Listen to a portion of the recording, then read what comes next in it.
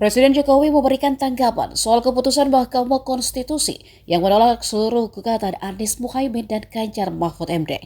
Ditemui media di Mamuju, Sulawesi Barat, Jokowi mengatakan untuk menghormati keputusan MK. Ia pun menegaskan, dari keputusan itu terbukti jika tuduhan yang didalilkan para pemohon, seperti politisasi bansos, intervensi aparat, mobilisasi aparat, ketidaknetralan kepala daerah, sama sekali tidak terjadi.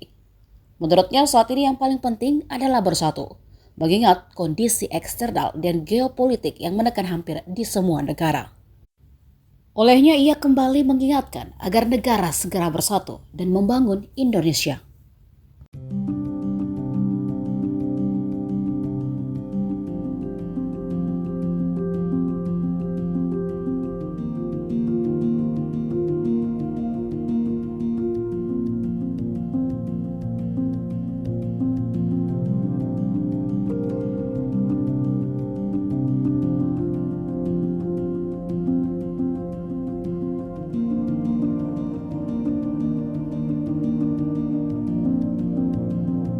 Download Tribun X sekarang, menghadirkan lokal menjadi Indonesia.